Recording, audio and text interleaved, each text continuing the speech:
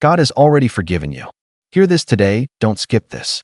Have you ever wondered why you still feel guilty, even after praying over the same mistake again and again?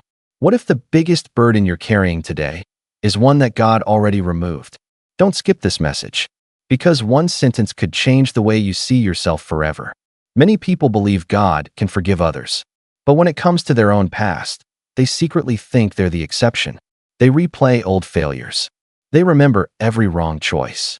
They punish themselves long after the moment has passed. And without realizing it, they live as prisoners of yesterday. Here's the truth. God is not keeping a list of every mistake you've confessed. We are. God's mercy is bigger than your memory. Think about that.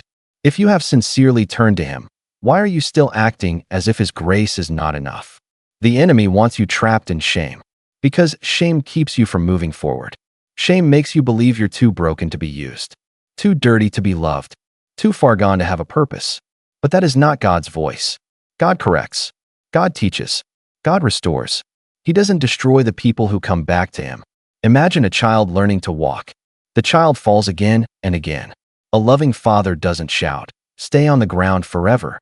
He reaches down. He lifts the child. He encourages another step. That is how God's love works. Your fall does not cancel His love. Your weakness does not erase His promise. Your past does not rewrite your future. Remember the people God used throughout the Bible. They were not perfect. They made painful mistakes. Some doubted. Some ran away. Some failed publicly. Yet God still called them, still loved them, still gave them purpose. Because God's plan has never depended on human perfection. It has always depended on His mercy. The moment you understand this, something changes inside you. You stop trying to earn forgiveness. You simply receive it.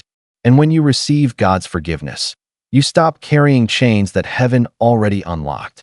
That doesn't mean your actions never mattered. It means God's grace is greater than your worst day.